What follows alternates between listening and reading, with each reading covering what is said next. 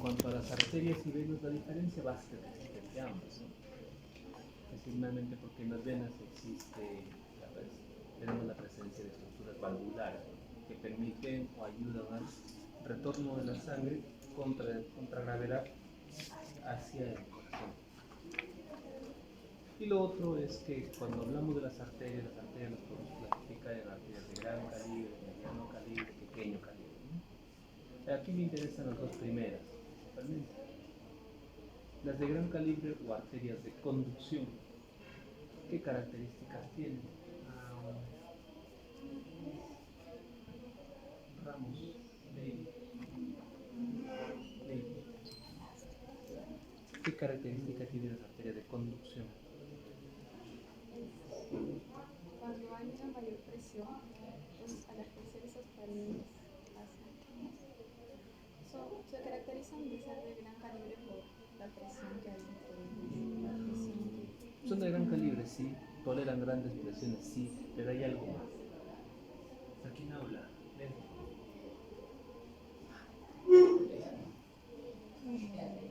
¿Que son elásticas?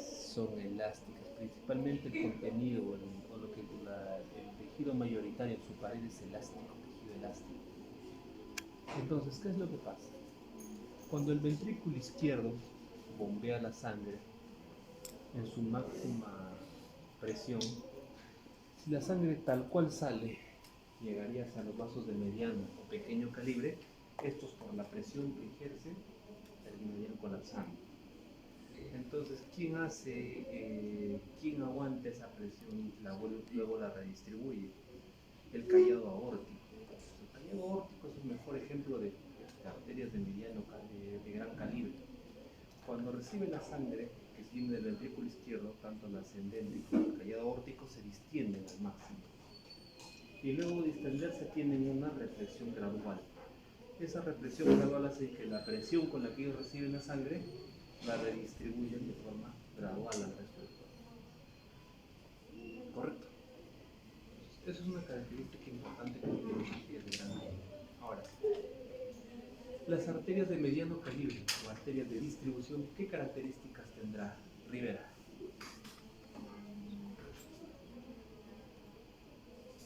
Son un poco más finas. Más finas. ¿Qué abre en su pared, Mariana? Es más histología en la parte. Muscular. Músculo liso, ¿no? Músculo liso que está dispuesto en forma circular. Eso le da una ventaja frente a la de gran calibre. Estas pueden hacer vasoconstricción o vasodilatación. Entonces, cuando hablamos de estas arterias, estas ya incluso tienen una mediación neurológica importante. Ese potencial de hacer vasoconstricción y vasodilatación van a permitir una mejor distribución de la sangre en los órganos. Ejemplos, básicamente tenemos braquiales, femorales, etc. Entonces, eso es importante tener en cuenta las características arteriales. Ahora, cuando nosotros vemos las ramas de la aorta, de la arteria mayor, vamos a centrarnos en lo siguiente. Las 4 cavidades cardíacas, ¿cierto? De las cuatro cavidades cardíacas tenemos una arteria que va a salir del ventrículo izquierdo. ¿Qué arteria es? La aorta ascendente. La aorta ascendente, que ojo, su segmento de la aorta ascendente es intracardíaco, va a generar 2 ramas. ¿Qué ramas son? Las coronarias. ¿Y cuál era el referente anatómico para ubicar el origen de las coronarias? Los senos de Valsalva aórticos, ¿no? Están por encima de los senos de Valsalva aórticos. Muy bien. Entonces, una vez que abandona el corazón, cambia de nombre y se convierte en callado aórtico. Ahora, el callado aórtico tiene una direccionalidad, va de adelante hacia atrás, ¿correcto? Porque si ustedes le siguen la continuidad, el callado aórtico luego se va a continuar con la aorta torácica descendente. Y la aorta torácica descendente ya se encuentra ubicada en el mediastino ínfero posterior. Entonces, Una vez que sale el corazón del callado aórtico, no se va así, sino se va yendo hacia atrás. Eso quiere decir que las tres ramas que origina se van a ubicar de la rama más anterior a la rama más posterior. ¿Qué tres ramas tenemos ahí? La primera, el tronco brachiocefálico. Luego tendremos la carótida común izquierda y finalmente la más posterior de todas, la subclavia izquierda. Sí, hasta ahí estamos. Muy bien. Además, aquí el tronco brachiocefálico además se va a subdividir en carótida común derecha, subclavia derecha. Y vamos a recordar un poquito de lo que habíamos trabajado hacia arriba. Se recuerdan que aquí hay una rama, que es la vertebral, y acá hay otra, que es el tronco girocervical. Las vertebrales las han trabajado en neuroanatomía, ¿cierto? Porque ambas vertebrales, ¿qué tronco van a formar? Neuronato. Neuronato, las dos vertebrales, ¿qué tronco forman? ¿Cerebral anterior?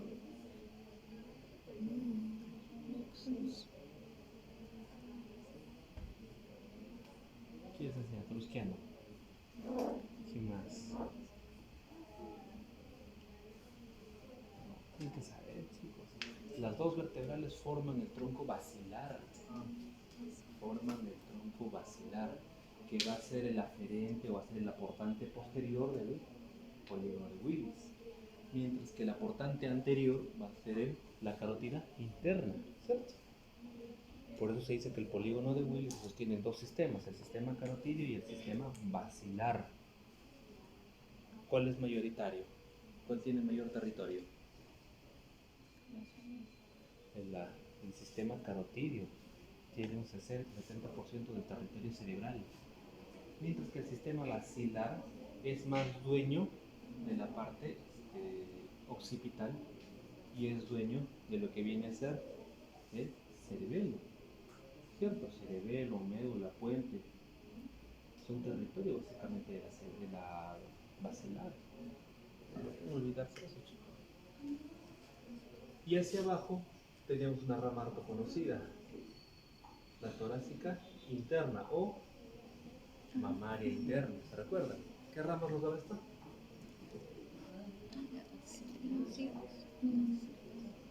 Que de un segmento a otro se olvida tan rápido. Ramas de la torácica interna. Les voy a poder hacer en el examen el esquema de todas las arterias del cuerpo. Fallan una, 5 puntos menos. Intercostales anteriores. ¿Se recuerdan una de la irrigación de la pared torácica, la irrigación anterior y la irrigación posterior? Aquí vamos a empezar a juntar toda la irrigación que hemos hablado ya antes en otros segmentos.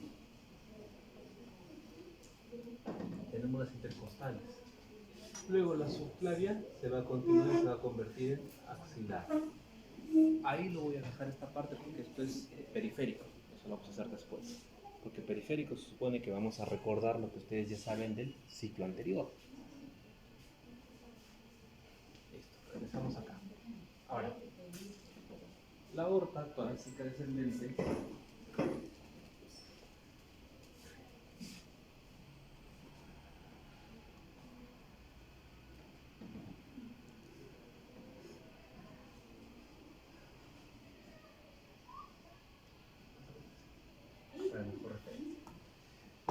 torácica descendente, sus ramas se van a dividir según su plano vascular. ¿Qué quiere decir según su plano vascular? Es como si estuviéramos viendo desde arriba la arteria, un corte transversal a la arteria torácica descendente.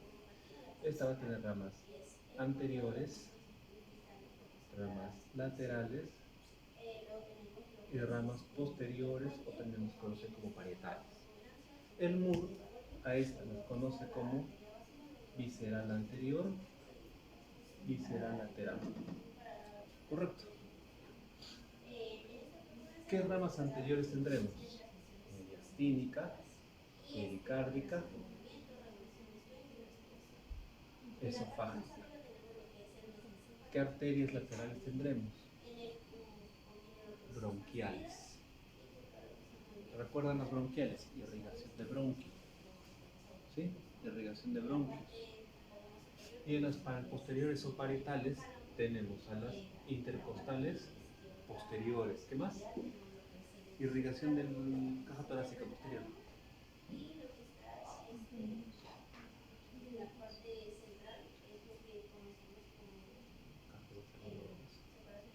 Subcostales. Que en medio también algunas literaturas consideran a la intercostal magna, ¿no?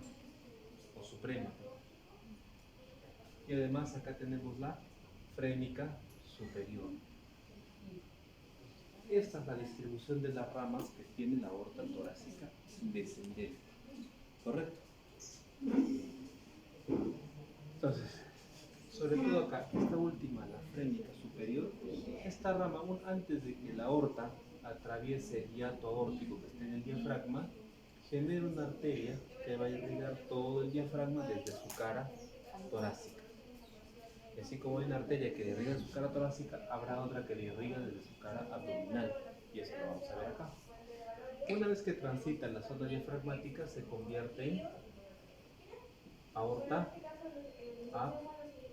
abdominal. La aorta abdominal también se va a dividir en planos vasculares. Y aquí vamos a tener arterias anteriores, arterias laterales y arterias posteriores. ¿Correcto? Anteriores. Tronco celíaco. Mesentérica superior, mesentérica inferior. Vamos a proyectarlo aquí. Primera rama anterior, tronco celíaco. Segunda rama anterior, mesentérica superior. Tercera rama inferior, mesentérica inferior. Correcto. Esas son las ramas anteriores. Y esto es como que la intro, lo que se viene en digestivo. El tronco celíaco, a su vez, se va a dividir o va a tener como ramas, 3 ramas principales. Hepática común, gástrica izquierda, esplénica. Esplénica. 3 ramas. Y ahí lo dejo porque todo lo que viene además ahí es digestivo. Pero del tronco celíaco se organiza toda la irrigación para el estómago, para el duodeno, para el vaso, para el páncreas. Los 4 órganos van a depender del tronco celíaco. Entonces lo van a tener que manejar bien en su digestión. Ahora, de la mesentérica superior y la mesentérica inferior, no me interesa que ahorita se aprendan sus ramas, pero sí sus territorios. La mesentérica superior tiene como territorio todo el intestino delgado, desde el duodeno hasta el ilio. ¿Qué más?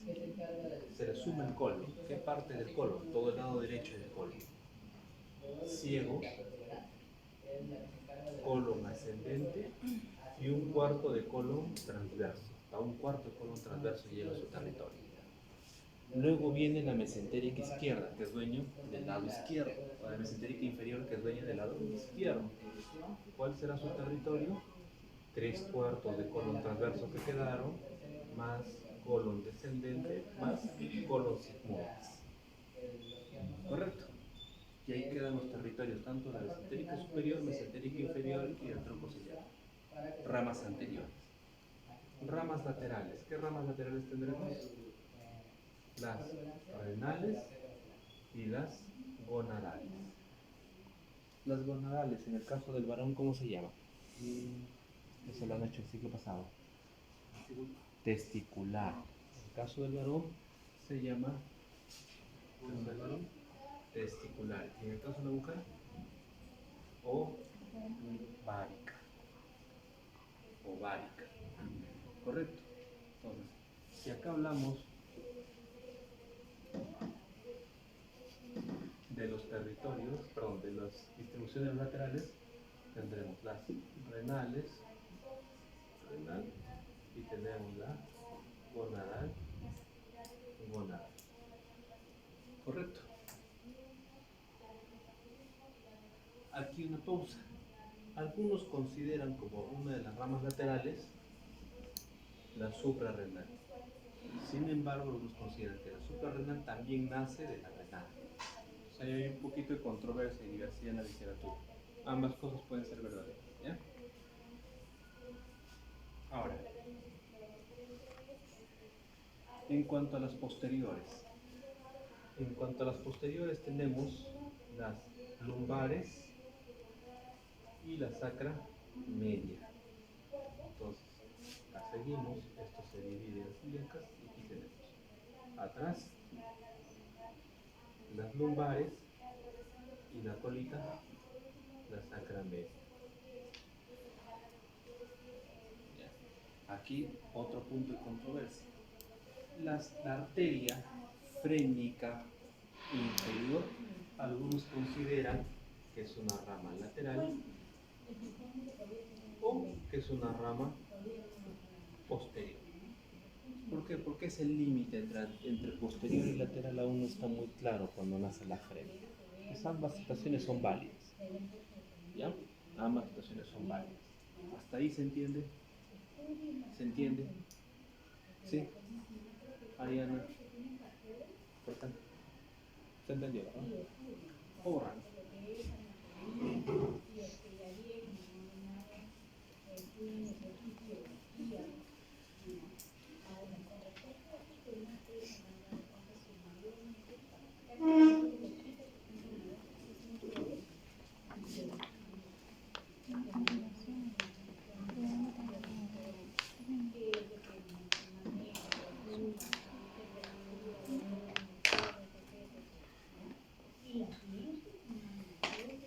Muy bien, con eso terminamos todas las ramas de la aorta torácica, descendente y la aorta abdominal, por lo menos las ramas principales.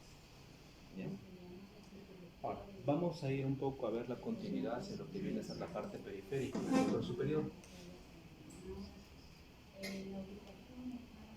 Callado aórtico, tocoraqueocefálico, carótida común derecha, subclavia derecha, axilar. Recuerden, y esto se los dije cuando vimos caja torácica, la axilar se ve influenciada por la presencia de 3 vientres musculares. ¿De qué músculo? ¿Qué músculo? Pectoral menor. El pectoral menor tiene 3 vientres. Esos vientres dividen la arteria axilar en 3 segmentos.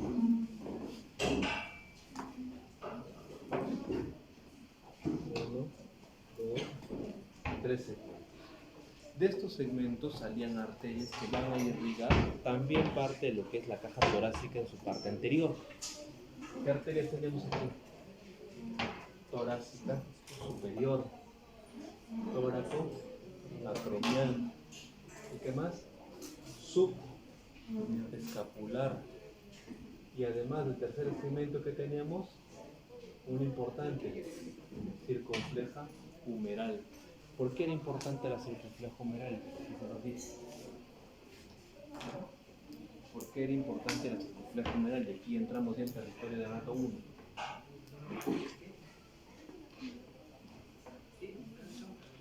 ¿Cuál es?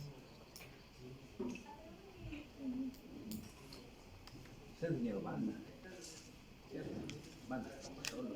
Es una de las tareas que mejor trabaja.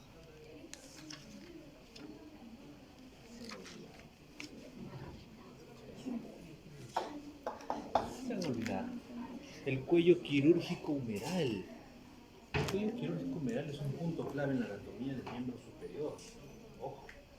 2. Una vez que genere esa rama, en esa transición esto cambia de nombre y se convierte en arteria braquial.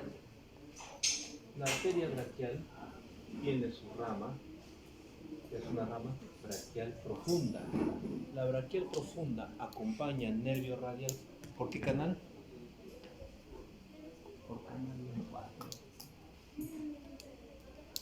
¿Por qué canal? ¿Por qué canal? El nervio nervio radial y la arteria braquial profunda rodean al húmero por un canal. ¿Cómo se llama ese canal? Radial. Canal de torsión radial. ¿Recuerdan que el húmero como es como si lo hubieran torcido? Y tiene una rugosidad que es su torsión natural. Por el canal de torsión radial, ¿quiénes circulan? Circulan la arteria braquial profunda y el nervio radial. ¿Por qué eso es importante? Porque cuando ustedes lleguen a trauma y en algún momento les planteen un caso o vean una fractura de tercio medio humeral, más que la fractura ósea, importa la lesión vasculonerviosa. Más preocupados estamos, más que el hueso está roto, estamos preocupados que no haya una lesión vascular y nerviosa. Entonces, principalmente lo que hace el traumatólogo junto con el neurólogo es evaluar la indemnidad del nervio radial. Porque si no, ese paciente tiene que ir a cirugía para reconstrucción nerviosa o de repente reconstrucción vascular. Y ojo, la arteria braquial posterior es una arteria que sangra bastante. Como sangra bastante, puede generar un tercer espacio. La sangre se queda acumulada ahí entre las fascias musculares, entre los compartimentos musculares. Y puede generar un síndrome compartimental, puede ser motivo de amputación del brazo. Todo lo que van a ver en el futuro parte de su anatomía. Tienen que de alguna manera siempre tenerla presente, por lo menos las cosas básicas. Luego, la braquial se va a dividir en dos. ¿En qué se divide? ¿En qué se divide?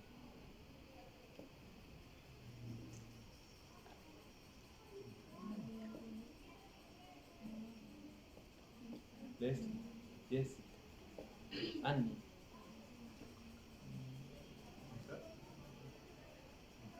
Radial y cubital. ¿Cuál es lateral y cuál es medial? Lateral y radial. Si estamos en posición anatómica, recuerden, la posición anatómica es así. Este es radial y este es cubital. Lateral es radial, medial es cubital. Ambas van a aportar para formar la interósea, que va a alimentar la membrana interósea que une los dos huesos, radio y cúbito. Y es la membrana interósea la que permite el movimiento de pronosupinación. Ahora, esto va a discurrir a través del brazo y va a llegar a la zona de la muñeca. En la muñeca se va a encontrar con una estructura, el canal del carpo, ¿no? El canal del carpo. El canal favorito de las secretarias. Canal del carpo. ¿Por qué? Porque este canal, la patología es el síndrome de túnel carpiano, muy frecuente desde la década de los 70 hasta finales de los 90. Muy frecuente. ¿Por qué? Porque si ustedes han visto las máquinas de escribir antiguas, que son con su carril, yo te había escrito ahí. ¿Cuál era su forma? La forma del teclado era elevada, entonces normalmente te forzaba a estar con la muñeca elevada. Entonces las secretarias, como constantemente trabajaban con esto, se veían forzadas a estar con la muñeca ahí. Y al final del trabajo, después de un tiempo, sufrían de tenosinovitis a nivel de las muñecas, que se manifestaba luego con sensación de adormecimiento y hormigueo en los dedos, dificultad para movilizar los dedos. Eso era el síndrome del túnel carpiano. ¿Qué descubrieron ahí? Que las estructuras dentro del túnel carpiano, como todo el techo, el retináculo, estaba inflamado, comprimía las estructuras que estaban dentro del canal del carpo, por tanto comprimían el nervio que pasaba por dentro. ¿Cómo se llama ese nervio? El nervio mediano. Por eso era el adormecimiento y el hormigueo. Y como comprimía también los tendones, también había afectación en la movilidad. El síndrome de túnel carpiano no se puede olvidar. Y ahora la pregunta es, ¿las estructuras vasculares pasan por dentro o por fuera del túnel carpiano?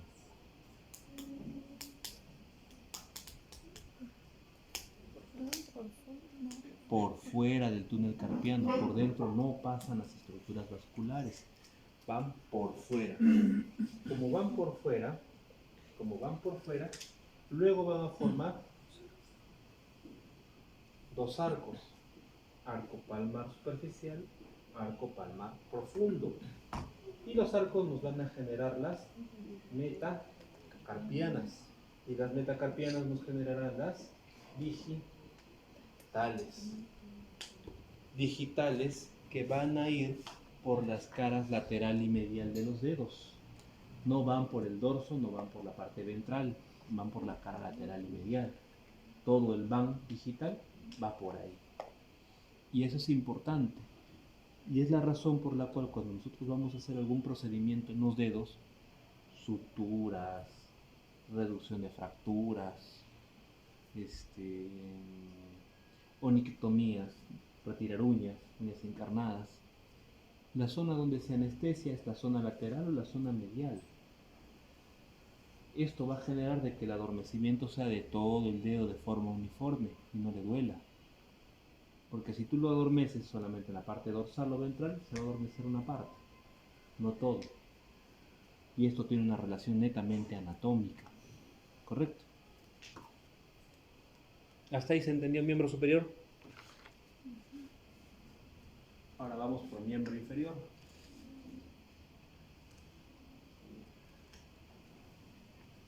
Aorta abdominal, ¿cierto? Llega la bifurcación, ilíacas primitivas o ilíaca común, tanto a la derecha como a la izquierda. Las ilíacas primitivas o comunes, ¿en qué se van a dividir? Ilíaca externa, ilíaca interna. Las ilíacas internas van a generar todas las ramas para la irrigación de los órganos pélvicos. Irrigación que ustedes conocen bien porque el ciclo pasado, el último segmento, ha sido órganos pélvicos. También viene su rama de las pudendas y todas las demás que están en ese camino. Mientras que la ilíaca externa va a seguir descendiendo y se va a atravesar con una estructura ligamentaria, que es el ligamento inguinal. Ligamento inguinal. Y una vez que atraviesa el ligamento inguinal, se va a convertir en arteria femoral. En arteria femoral. Ahora, acá. La femoral también va a tener su propia circunfleja femoral, que abraza precisamente el cuello quirúrgico femoral. También va a tener su femoral profunda, que lo rodea. Pero además es importante reconocer que la femoral va por la cara medial del muslo. Pero se tiene que hacer posterior. Para que se haga posterior, tiene que atravesar un hiato. ¿Cómo se llama este hiato?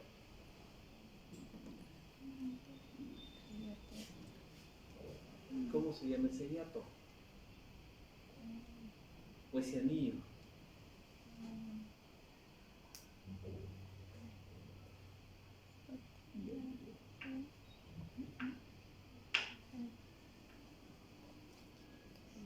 Es el hiato del aductor. El hiato del aductor, o también conocido como el anillo de Hunter. Se hace posterior, y una vez que se hace posterior, entra en una estructura romboidea, que es el rombo popliteo, hueco popliteo, fosa poplitea. Una vez que está aquí, ¿qué nombre toma? Arteria poplitea. Y recordemos que la fosa poplitea es una fosa donde vamos a encontrar el van popliteo, vena, arteria y nervio, y no va a estar protegida por músculo, solamente hay fascia, grasa y piel. Por eso es en esa zona con facilidad podemos palpar el pulso popliteo. ¿Correcto? Una vez que abandona la fosa poplitea, cambia de nombre, tibial posterior. Una vez que atraviesa y cambia tibial posterior, se origina también la tibial anterior. Y en el medio, la fibularo peronea. Fibularo peronea. La tibial posterior va a seguir su camino por la cara posterior de la pierna hasta llegar a un canal. ¿Cómo se llama ese canal? Canal del tarso. Hay un canal del carpo en el miembro superior y hay un canal del tarso en el miembro inferior. ¿Qué estructuras pasan por el canal del tarso?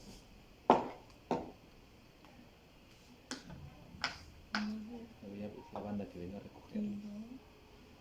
No tengo entendido nada. Iván, es bueno explicando eso. ¿Escuchaste?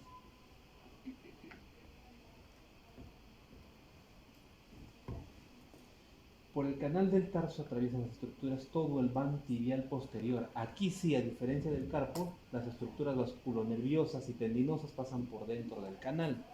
Todo el ván tibial posterior.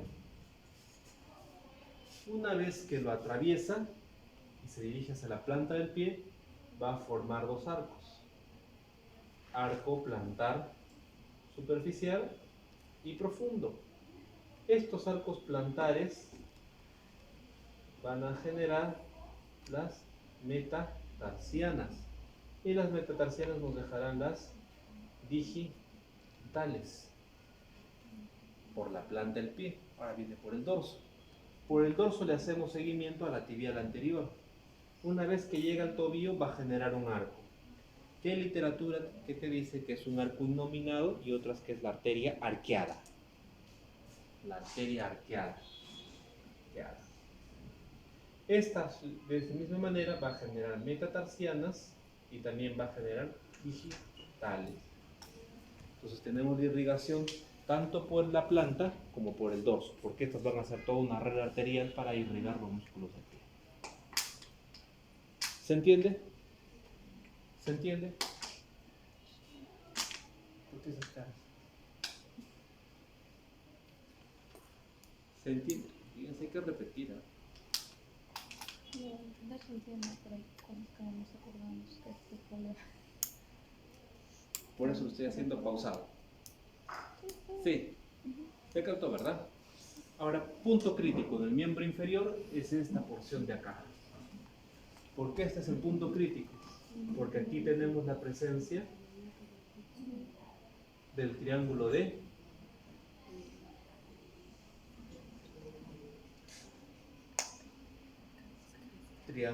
Scarpa, también conocido como triángulo femoral o triángulo del torero. ¿Por qué el triángulo del torero?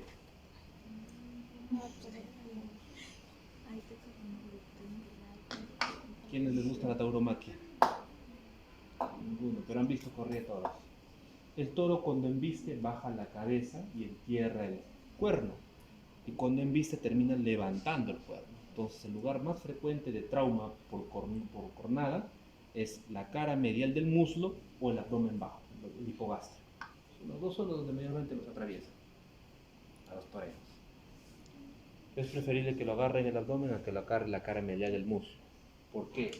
En este triángulo, que los límites son, ¿cuáles son sus límites?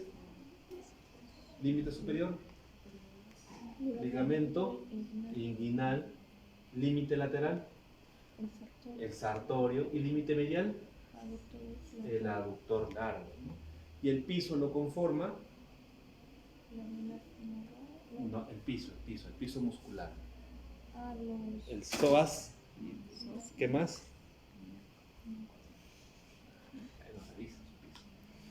El psoas ilíaco, ¿no? Y el contenido vamos a tener el van, arteria, vena, nervio femoral. 1, 2, justo en esta zona no solo está la vena femoral, sino que va a llegar una vena satélite, que es la vena safena mayor o magna. A drenar justo ahí en la femoral, a vaciar todo su contenido ahí en la femoral. ¿Y esto por qué es importante? Porque esta de acá recoge todo el drenaje venoso profundo del miembro inferior y esta de acá recoge todo el drenaje venoso superficial del miembro inferior. O sea, en este triángulo se juntan ambos drenajes. Imagínate si una cornada llega ahí. el compromiso vascular es mortal. Normalmente cuando recién la coronada hay muy raro es que sobreviva un previo. La mayoría se muere. La mayoría se muere. Controlar una lesión vascular en esa zona es muy difícil. Y en muy poco tiempo se desangra. ¿Se entiende? ¿Se entiende? Sí. ¿Borra? De la patita de la Están recordando su miembro inferior. ¿Listo?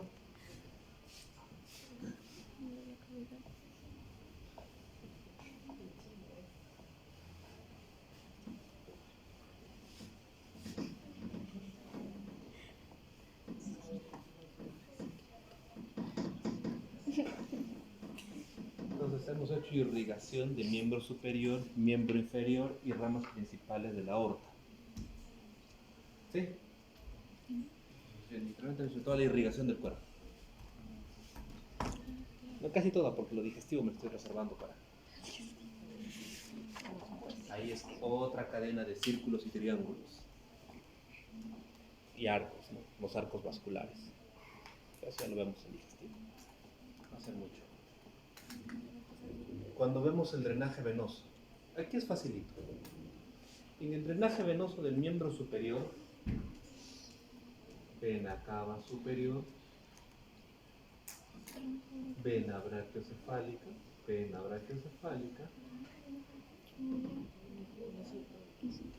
vena yugular interna, vena subclavian, ¿cierto? Está ahí, facilito. Vena axilar, vena braquial. De aquí hacia abajo acompañan a las arterias y toman exactamente los mismos nombres. No cambia nada. Es el drenaje venoso profundo. Drenaje venoso profundo. Lo que cambia es el drenaje venoso superficial.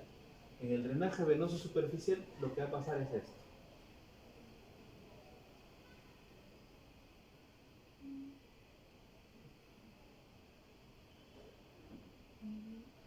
Vena cefálica, vena basílica. Cefálica, basílica a nivel de la cara anterior del codo, vena mediana. Entonces tienes vena cefálica, vena basílica y vena mediana. Y esto es importante. ¿Por qué esto es importante? Porque es una zona donde se trabaja mucho para canalizar vías periféricas, para toma de muestra venosa. Entonces, normalmente siempre se trabaja con la cefálica, la basílica y la mediana. Las venas favoritas de las turquesas, de las enfermeras. Canalizar vías, las tienen que conocer bien. Entonces, luego estos se van a juntar y a nivel de la mano van a ser arcos palmares venosos. Y ahí es donde ya se mezcla tanto el sistema venoso superficial y profundo. ¿Correcto? Porque de aquí va a venir la braquial, va a venir su radial, va a venir su cubital, que es parte del drenaje venoso profundo. ¿Correcto? ¿Se entiende esa parte? Es más, si nosotros vemos la cefálica cuando llega aquí a la zona de límite entre la braquial y la axilar, pasa por encima del músculo pectoral menor. Es como que lo puentea al pectoral menor. ¿Ya? Puedo borrar, ¿no?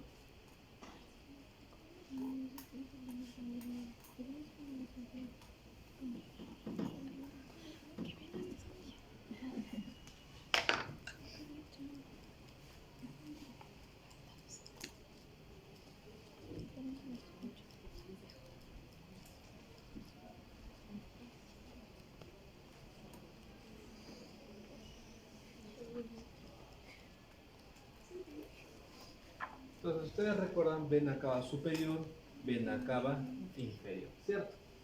La vena cava inferior va a recoger la sangre incluso de acá, desde las venas ilíacas, que reciben toda la sangre de los miembros inferiores. ¿Sí?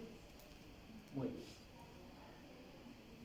En ese trayecto también vamos a tener acá la presencia de los dos sistemas, ácigos y las semiácigos. Pero antes de eso, vena renal derecha, vena renal izquierda. Entonces, acá, vena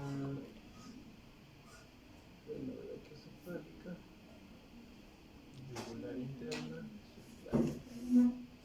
Entonces, esto viene así.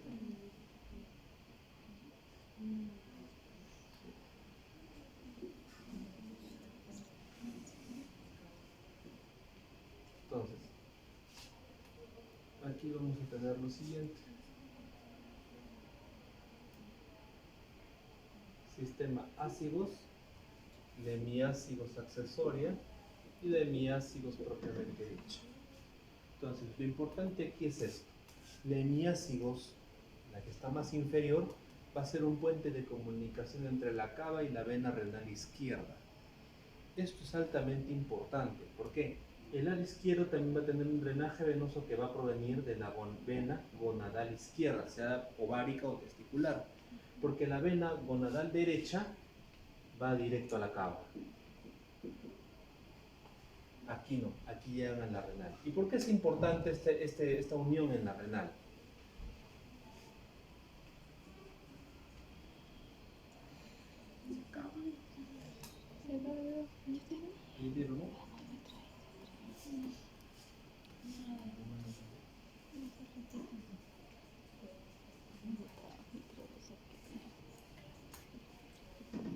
Ahí está. Tenemos la aorta en una visión lateral, de costadito. De costadito vamos a ver acá, tronco celíaco, mesentérica superior, mesentérica inferior. Estamos viendo de costado. En esta distribución, la mesentérica superior hace esto. Cuando hace esto, la mesentérica superior pasa por encima de dos estructuras.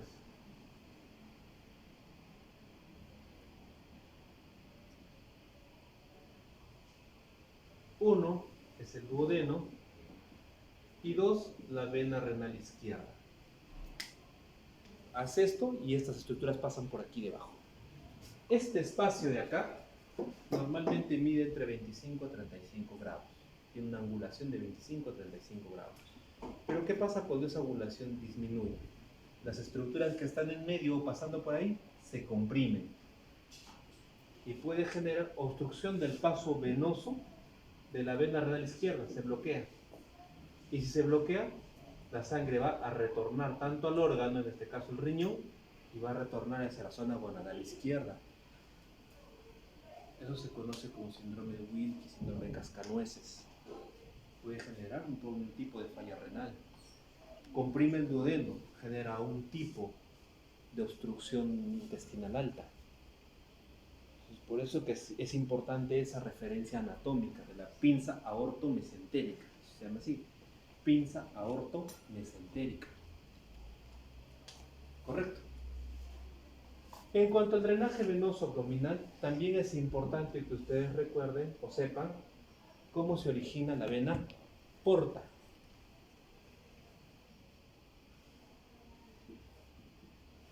La vena porta se origina de la unión de dos venas, la esplénica y la vena mesentérica superior. La vena mesentérica inferior no participa directamente, es un afluente de la esplénica, pero no participa directamente en la formación de la porta. Y eso es importante porque incluso es un motivo de pregunta en AM. ¿Cuáles son las estructuras vasculares que dan origen a la vena porta? Y solo es la esplénica y la mesentérica superior. La mesentérica inferior no participa de manera directa. ¿Correcto? 2.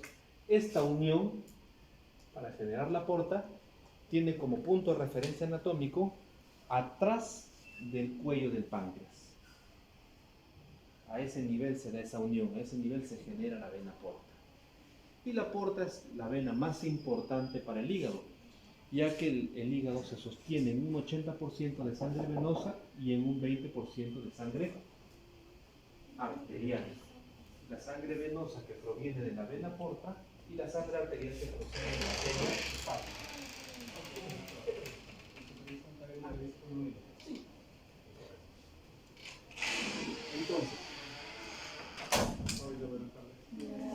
Entonces, eso es lo importante en cuanto a la distribución de la irrigación hepática, de dónde proviene, ¿correcto? Entonces, eso lo vamos a ver con detalle cuando entremos en el sistema digestivo en la última parte, pero es importante que ustedes ya vayan proyectando de dónde se origina. ¿Hasta ahí? ¿Se entendió? Entonces, vimos aorta, grandes vasos, vimos periférico. ¿Qué más estaba pendiente ahí?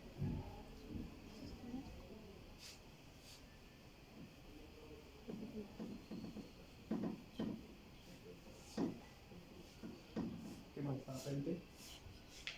¿No? Lo que quiero que no se olviden es lo siguiente. Puntos clave en lo que es irrigación y drenaje venoso. 1. La distribución por plano vascular de la aorta torácica descendente y la aorta abdominal. Es importante que ustedes no se olviden. En la aorta torácica descendente, ¿cuáles son las ramas anteriores o viscerales anteriores? Mediastínicas, esofágicas y pericárdicas. En las ramas laterales o lateroviscerales, las bronquiales. Y las bronquiales las hemos mencionado bastante cuando hemos hecho caja torácica, cavidad torácica. Y vimos la estructura pulmón, bronquios, vimos las bronquiales. Son ramas laterales viscerales o viscerolaterales de lo que viene a ser la aorta torácica descendente. Y las ramas más posteriores de todas, que son las ramas parietales o posterolaterales, son las que van a origen a toda la irrigación de lo que viene a ser la caja torácica en su proyección posterior. ¿Cierto? Y aquí habíamos dicho que teníamos a las intercostales posteriores. Si ponen el examen intercostal, yo asumo que es intercostal anterior. Tiene nombre y apellido. A partir de acá toda la vasculatura tiene nombre y apellido. ¿Por qué?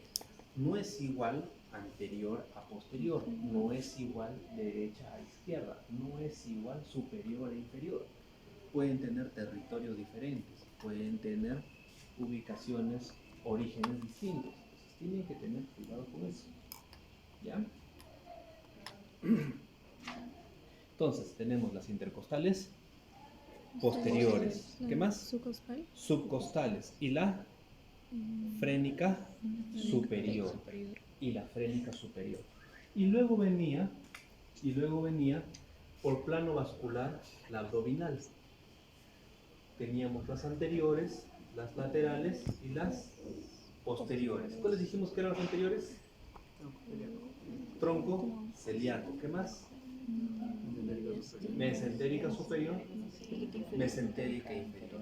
Y habíamos dicho, el tronco celíaco a su vez tiene 3 ramas. ¿Cuáles son? Una se va. Fíjate, yo soy el tronco celíaco. Hepática común, se va al hígado. Al otro lado, esplénica. Y al otro lado está la gástrica izquierda. Entonces, hepática común, gástrica izquierda, esplénica. Esplénica, exactamente, por el vaso.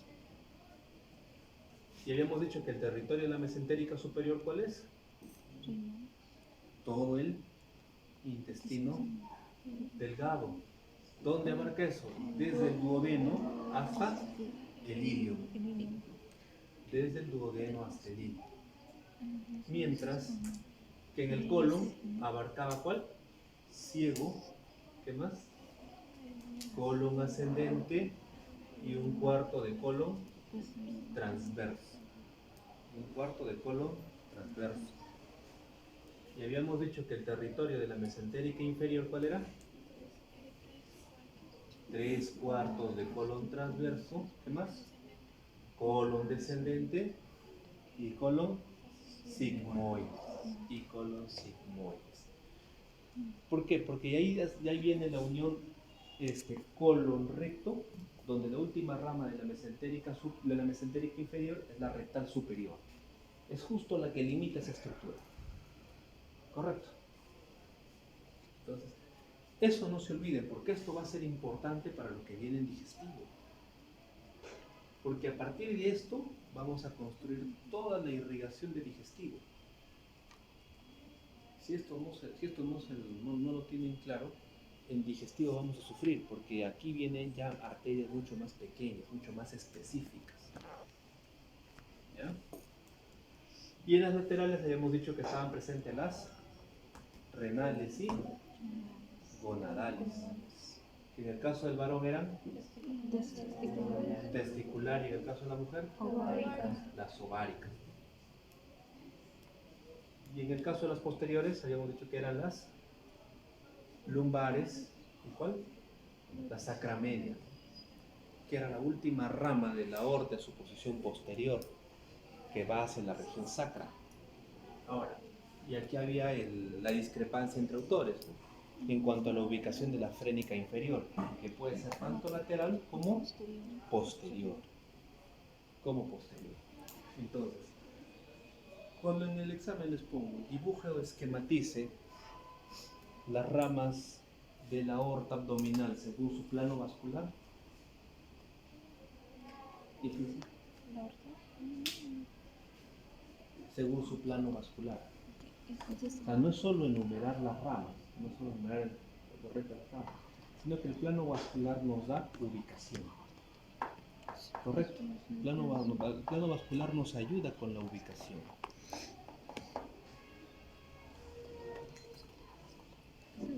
¿Alguna duda sobre eso? ¿Alguna duda, pregunta? Pregunto yo. Zapata.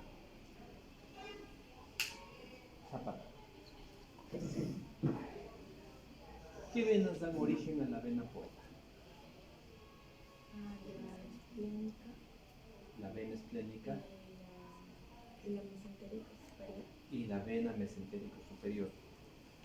¿Detrás de qué estructuras se da esa unión? ¿Cuál es su referencia anatómica?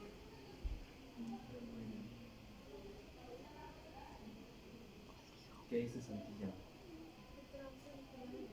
Detrás del cuello pancreático. Es un punto de referencia pancreático. Es más, cuando hagamos la última parte, que es recordar páncreas, porque el páncreas lo hemos hecho el siglo pasado. Cuando hacemos porciones del páncreas, vamos a ver que en cuanto a las relaciones que tiene el cuello pancreático, es precisamente su relación posterior, es el origen de la vena porta. ¿Correcto? Ramos. Lady. Ramos. Cuando distribuimos las arterias o las ramas de la aorta torácica descendente según su plano vascular, ¿cuáles son ramas anteriores?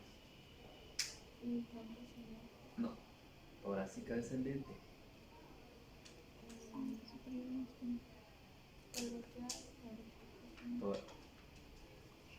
¿Qué dice yo, Lady? Ah, no, faltaba uno. Ordóñez. De la aorta torácica descendente, ¿cuáles son las ramas anteriores o viscerales anteriores?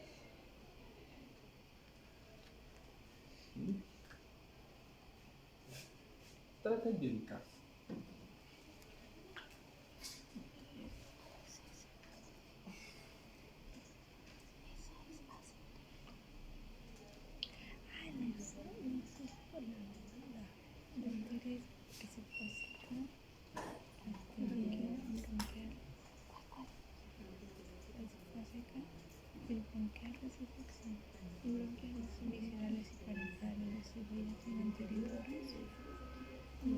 Traten de ubicarse. Todo esto es la torácica descendente.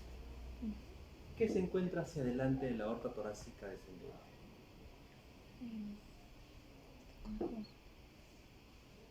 ¿Se encontrará el corazón?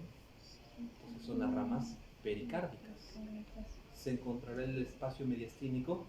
Ramas mediastínicas. ¿Cierto? ¿Se encontrará el esófago? Ramas esofágicas. Entonces tiene que ver mucho con las relaciones que tiene por delante, cuáles son sus relaciones anteriores. Y si hablamos de relaciones laterales o lateroviscerales, ¿qué estructuras tenemos por delante, pero que además se van a los lados? Los bronquios. Entonces tenemos las ramas bronquiales. Tenemos las ramas bronquiales. Y las ramas parietales o posterolaterales no son tan ramas posteriores, sino son ramas que van a ir rodeando por detrás la caja torácica. ¿Cierto? Entonces, ¿aquí cuáles teníamos? Las intercostales posteriores. Y aquí estamos, les digo, estamos juntando lo que ya hemos hecho en caja torácica. En caja torácica hemos envuelto de anterior, irrigación, posterior, irrigación. Y ahí entraban perfectamente las intercostales posteriores y las subcostales. Solo adicional a eso le estamos sumando la presencia de la frénica superior, porque la frénica superior lo que nos va a hacer es irrigar la cara torácica del diafragma. ¿Correcto? Entonces, necesito que ustedes se acuerden eso. En el examen lo voy a poner. Esquematice. Planos vasculares. Porque lo estamos esquematizando acá. Literalmente vamos a escoger toda la irrigación del cuerpo y todo el drenaje venoso. Entonces, tienen que practicarlo. Tienen que adecuarlo a un esquema de esquematización incluso personal. Les he planteado una forma, es una alternativa. Y ustedes ven si se adecuan a esa o van generando sus propios resúmenes. Pero ustedes se dan cuenta, de una forma más sencilla hemos logrado resumir toda la irrigación del cuerpo, incluyendo miembro superior, miembro inferior. Hemos hecho drenaje venoso, miembro superior, miembro inferior, enfocándonos en lo más importante, ¿no? Esas diferencias que hay, sobre todo miembro superior e inferior, con la presencia del drenaje venoso superficial. Y así como era importante en el miembro superior y en el miembro inferior, todo el contenido, todo el camino de la safena es importante. Porque cuando falla la safena, ¿qué patología se da? Cuando fallan las válvulas a nivel de la safena. Las varices. Porque hay un problema de éstasis venoso a nivel del sistema venoso superficial. Esos cordones varicosos que aparecen en los miembros inferiores, que normalmente el tratamiento inicialmente es un tratamiento médico conservador con medicamentos, pero cuando el tratamiento no sirve, el tratamiento medicamentoso no resulta, el último paso es quirúrgico. Y el cirujano cardiovascular, ¿qué es lo que hace? Safenectomía, es decir, extrae la safena superficial, todo el cordón de la safena del miembro inferior lo extrae. Entonces, si lo extrae, ¿quién asume ese drenaje venoso? Lo asume o la safena profunda o lo asume el drenaje venoso profundo. Y ahí viene a partir la femoral, la tibial, la poplitea. Todas esas cadenas profundas asumen ese drenaje venoso.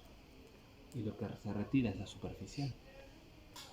Entonces ahí tienen un punto clínico de importancia, ¿no? Al igual que hablamos de punto clínico de importancia en el canal del tarso, en el canal del carpo. Cuando ustedes van a percibir los pulsos, podemos percibir el pulso ¿dónde? Canal.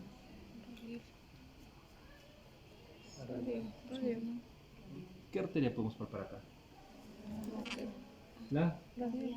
La radial. Podemos palpar acá.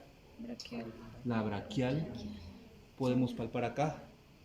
Poplitea. Y podemos palpar en esta zona acá. La tibial posterior. La tibial posterior. Mismas zonas donde se puede extraer incluso muestras de sangre arterial, puede ser el famoso agua, ¿no? Análisis de gases arteriales. Si no lo puedo sacar de acá, lo saco acá. Y si no, me voy a la femoral. Y si no, me voy a la tibial.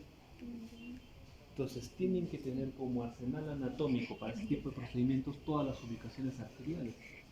Imagínense un paciente quemado, todo el cuerpo, miembro superior, miembro inferior quemado. ¿De dónde le van a sacar sangre? Entonces tienes que tener una idea anatómica de la distribución de los vasos, tanto arterias como venas, para que sepas qué necesitas. Si quiero muestra venosa, tendré que empezar a pensar en qué otros lugares tengo accesos venosos para poder sacar Ándale. Este es un paciente que se amputó piernas y brazos. ¿De dónde le saco sangre? Hay que operarlo para sacarle sangre en la aorta directamente. No, o sea, sí se puede, solo que tienes que tener distribución anatómica para que sepas específicamente de dónde podrías sacar la sangre. Entonces, eso son parte de las utilidades clínicas que tiene conocer lo que vienen a ser las distintas ramas de la aorta. Correcto. ¿Hasta ahí alguna pregunta? No. Entonces, según sílabus, hasta aquí. Hasta que llegamos. Hasta aquí llegamos según sílabus. No han considerado vaso y médula, ¿no? En este segmento. Porque antes sí se consideraba vaso y médula No. como parte de vascular.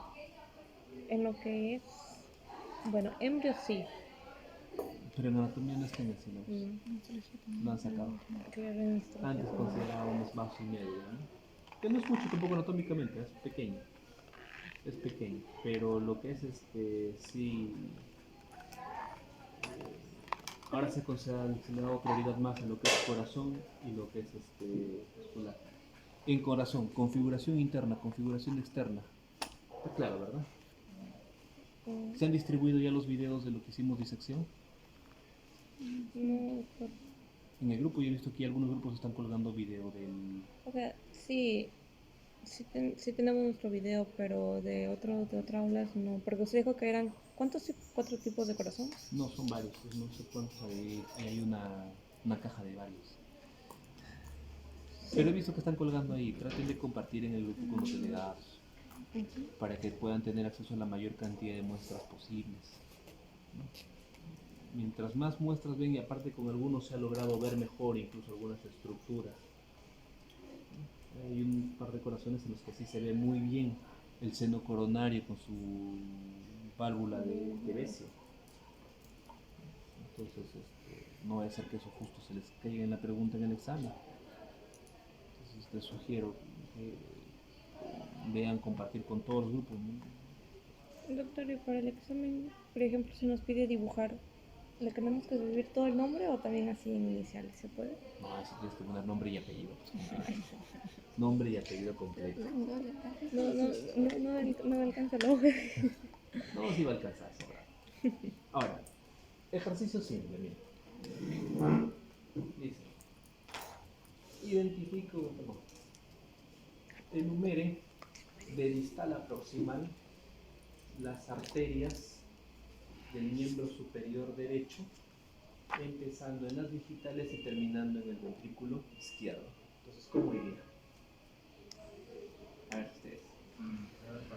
Digital, Carpiano, aorta, carpiana, metacarpianas, arcos, palmares superficial y profundo, radial y radial y cubital, cubital, braquial, braquial, axilar, subclavia, tronco brachiocefálico. Ojo, en la derecha sí se considera el tronco brachiocefálico, ¿eh? En la izquierda la aorta. Porque si le escribiera del lado izquierdo, pasaría de frente de subclavia a callado aórtico. Claro. Ojo con esa diferencia aquí entre ambos. Acá vas a pasar de subclavia y todavía vas a utilizar el tronco brachiocefálico para llegar al callado aórtico, y acá no, acá vas de frente de subclavia a callado aórtico. Aorta ascendente, ventrículo izquierdo. Ah, Muy bien. Fuimos de distal a proximal. En miembro inferior es mucho más fácil porque ahí no hay la diferenciación derecha-izquierda, ¿no? Ahí viene igualito, viene un calcio uno del otro. Ahí viene de las digitales, metatarsianas, arcos plantares superficiales profundos. Y ahí viene la tibial posterior. ¿Quieres ir por delante? Digitales, metatarsianas, tibial anterior, se juntan y entran a la poplitea femoral, ilíaca externa, ilíaca común, aorta abdominal, aorta torácica descendente, callado aórtico, aorta ascendente y finalmente estás en el ventrículo izquierdo. Ah, sí, así sería más fácil. Entonces se entiende todo el recorrido, ¿no? Si ustedes se recuerdan, en la clase pasada les mostré un video de lo que era el cateterismo para un bloqueo de coronaria izquierda. Ah, sí, sí, que entraron por Y les dije, ¿qué hace lo que hace el hemodinamista? Canaliza la femoral. Entonces, para que el hemodinamista pueda hacer eso y pueda saber por qué vasos se está metiendo, porque tranquilamente se puede meter para otro sitio, en el trayecto va viendo por dónde va ascendiendo. Entonces, para que pueda saber a dónde se está metiendo, tiene que conocer las ramas. Tiene que conocer muy bien la anatomía vascular. Entonces sabe perfectamente que si está entrando por la femoral, la siguiente arteria que va a atravesar es la ilíaca externa. Y sabe que la siguiente que va a atravesar es la ilíaca común. Y una vez que sobrepasa la ilíaca común va a entrar en un tronco mayor que es la aorta. Ahora, lo importante es a qué nivel se dará esa bifurcación de la aorta en ilíaca primitiva. ¿A qué nivel se bifurca? Entre el E1 y el E2 se da la bifurcación normalmente. Centímetros más, centímetros menos. Pero se da esos niveles. Es importante que sepan eso. Y lo otro, ¿a qué nivel va a estar esa transición torácica descendente a aorta abdominal? Y eso tendríamos que recordar a qué nivel está la cúpula diafragmática. Recuerdan que en diastino lo dijimos. Está entre los espacios de... L4. No. De L1, El diafragma. T12. El diafragma. Cúpula diafragmática. ¿A qué nivel se encuentra? En el T12. Porque recuerda, la inserción anterior está entre T8 y T9. La cúpula diafragmática está entre T6 y T8. Mientras que la inserción posterior está a nivel de T12 y L1. entre T12 y L1. Entonces ven, esa transición aorta torácica ascendente, aorta abdominal, entre T6 y T9, dependiendo de dónde se encuentra el diafragma. La cúpula diafragmática va a ser el limitante, va a ser el punto de corte entre ambos. Entonces hasta ahí. ¿Dudas? Y la parte de abajo está T2 mediante y el 3 es así, Por cada arteria señalamente. esta parte de arriba está entre la T6 y la parte de abajo está entre la T2 y Las diapositivas están ahí. Hay dos bloques. Uno que es aorta grandes vasos, que es el primero que hemos visto, y otro que es un bloque de periféricos. Ahí está el miembro superior y miembro inferior. Ahí están ambas. porque la Sí. Ah, verdad, no está en el cabo.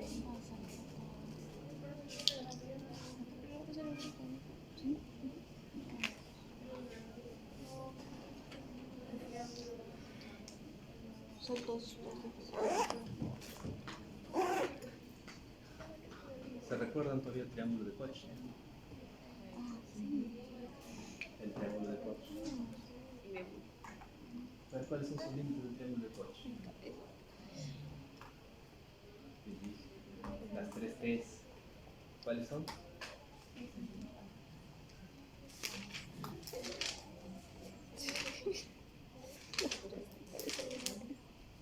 Tebecio, Todaro, tricúspide. ¿Cierto? Tendón de Todaro, válvula de Tebecio y válvula tricúspide. Tres T's que forman el triángulo de Koch. ¿Qué está en el vértice de esas tres T's?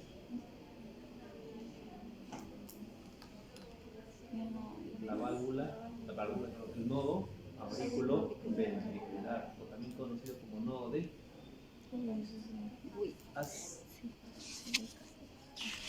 Ascoff, Paschoff, Lawara. Nodo de Ascoff, Lawara. ¿Y el nodo sinusal cómo se conoce? Sinusal, sinoatrial, sinoauricular, o nodo de Katie, la.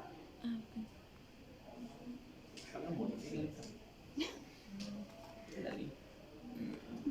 Ya la vi. Descargaron, la semana pasada les dejé ahí en las diapos que son un resumen de los epónimos que utiliza Data. ¿Sí les pasaron? ¿No? De la está quedando por todo el Pásalo, Enito. Ya me duele la cabeza.